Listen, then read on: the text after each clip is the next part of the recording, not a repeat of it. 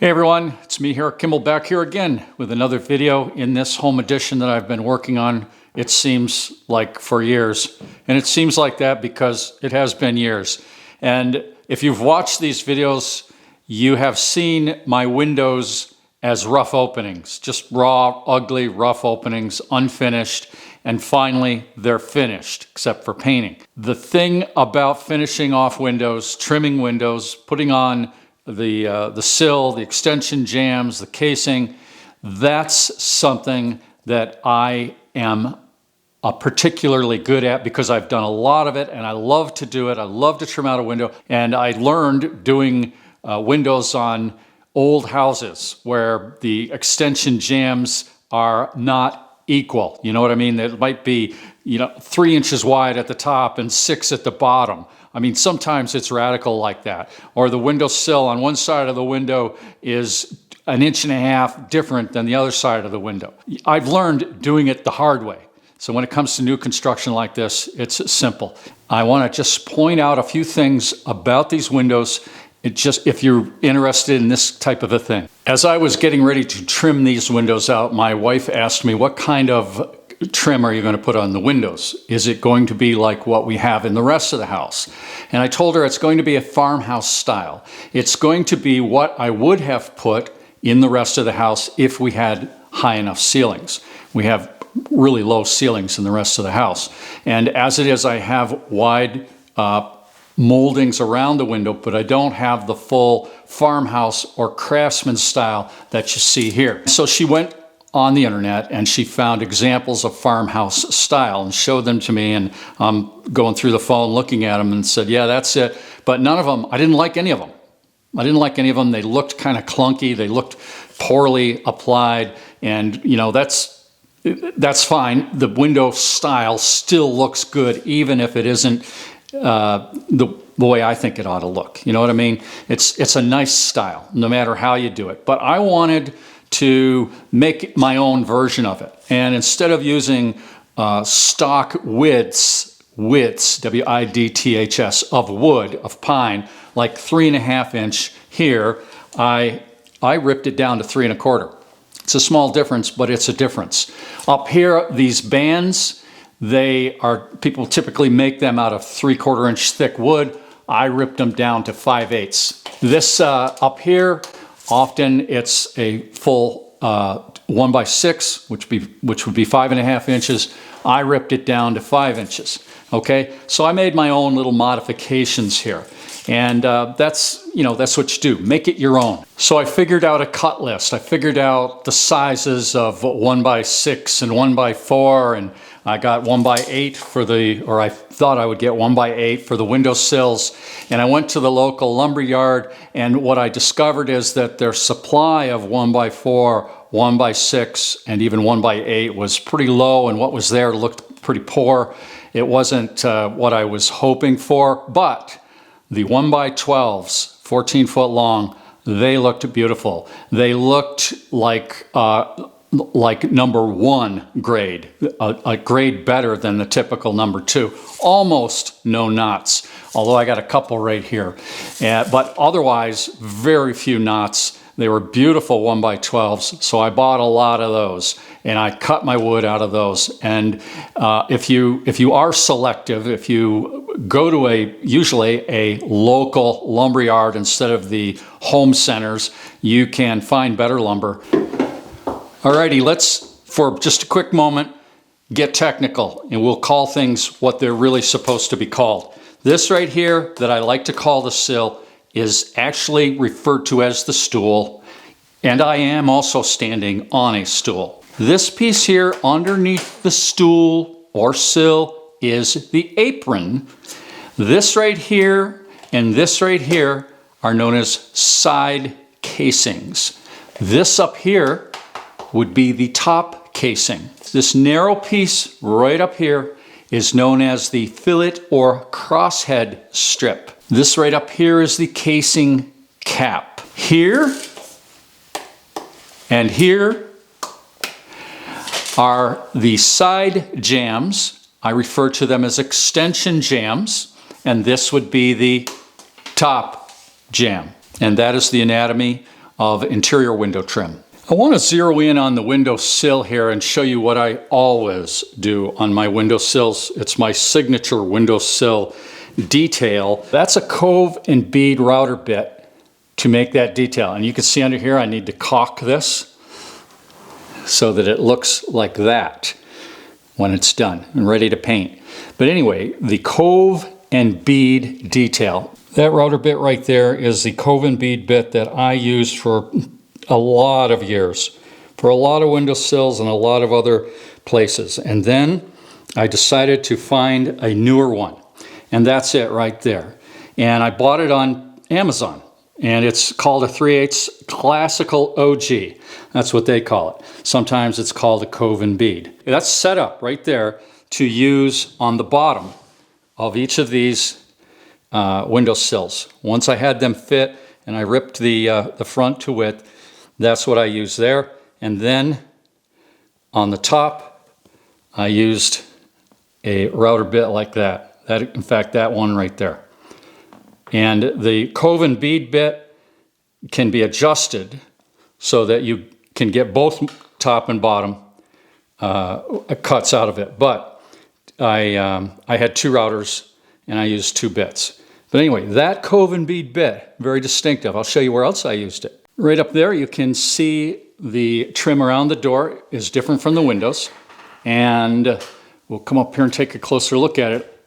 I have, instead of a simple band on the top, I decided to accentuate the door and put this cove molding, a small cove with a return right here, and then on top a 3/4 inch cap, and we have the cove and bead bit right there.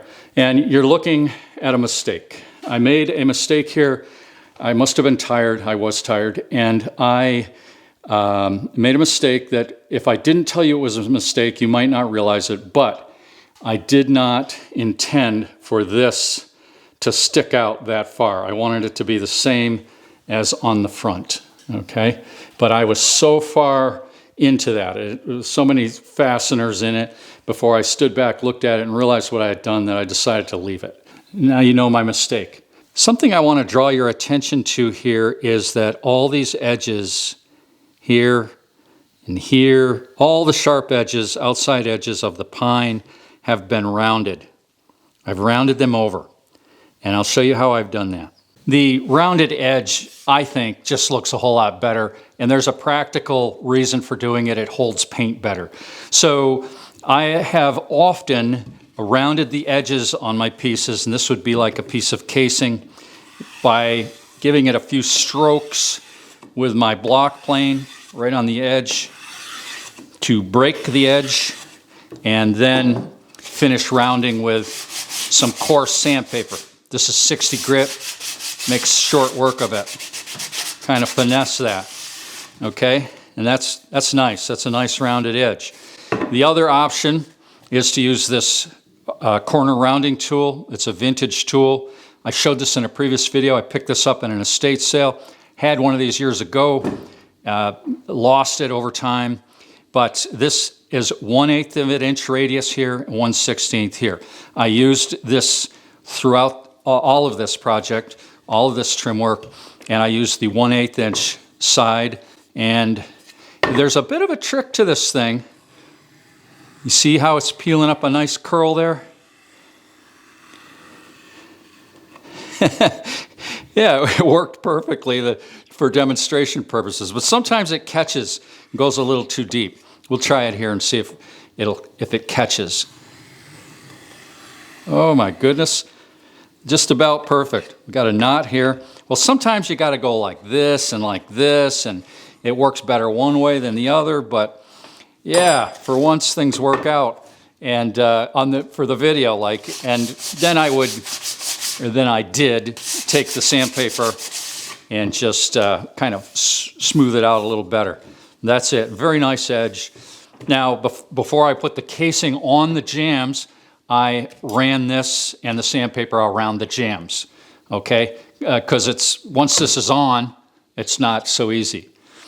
But yeah, this is a pretty nice tool once you get the knack of it. Very nice tool. One of the things that a good trim carpenter does when he's putting the casing on a window or a door is that he measures between between the two casings. There you can see over here we've got this distance and this distance, and let's say the door, I've cased that out, and I come over here and I'm casing the window right here. So what I do, and what every good trim carpenter does, is they pull a measurement at the bottom of the window right there, and they pull a measurement at the top as they're putting this casing piece on. And if it's not equal, if it's not the same, they'll fudge it a little. We will move the top over this way or the bottom over, and we'll make it a little off so that it looks a little better to the eye. You do the same thing in the corners where you're up against a wall, and that's just one of those little things that separates the pros from the amateurs. Now, the thing that allows us to do that little bit of adjustment is what's known as a reveal right here.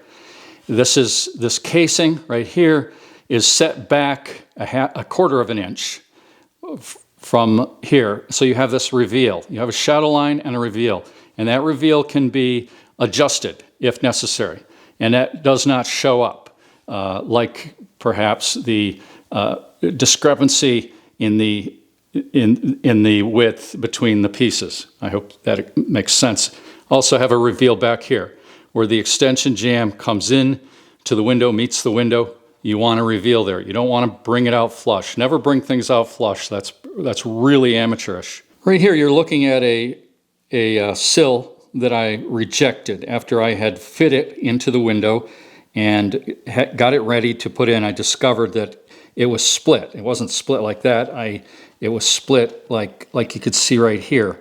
It was just a flaw in the wood, and I thought, well, I'll just take my knife and carve out the loose wood, and I'll fill it with Bondo, auto body filler, and I'll sand it down. Then I decided, no, you better make it right. And so I rejected this and made a new one that was in better condition. But the point is, look your wood over real good, select it so that you got the best side out, cut out any knots that you can, and any cracks and bad spots. Right here, you're looking at what I do to assemble the window sill and the side jambs and the top jamb. And I assemble them all in a frame, and I screw them together right there. You can see the 3 holes for screws that would go up through here, and then the top jamb is screwed into the side jamb up in here, and it makes for a really tight connection, really tight. If instead of using the screws, I used nails to attach this top extension jamb to this side extension jamb, and the same at the bottom. If I used nails, it would not be as tight. It would not be as good a job, in my opinion. Some people will say, well, that's excessive, putting 3 screws in the bottom. Well, I don't think it is. I've done it for years. Screws are relatively cheap, and you get a really tight frame. I also put a screw through the bottom of this sill up into one screw right in the center, right up into this piece of casing. So I put the frame in, and then I put the casing on. And after that's nailed on up through, one screw right in the bottom brings the casing and the sill tight. I mean, better than any nail would ever do it. Brings it right tight.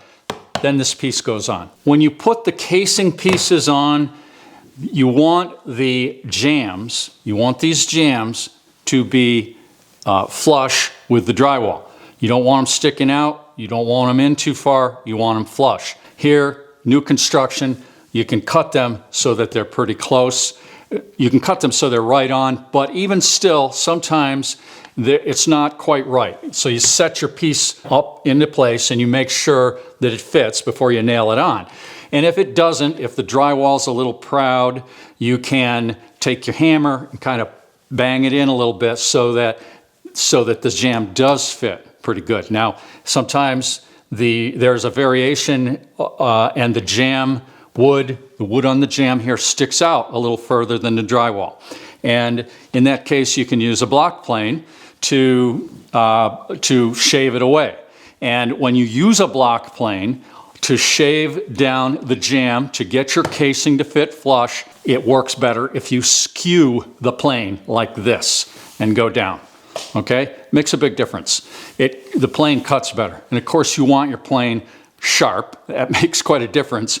And if you have not seen my chisel sharpening jig video, where I show how to very easily sharpen a chisel really sharp pretty quickly, you should check that out. It's in my woodworking playlist. That jig works with block plane blades also.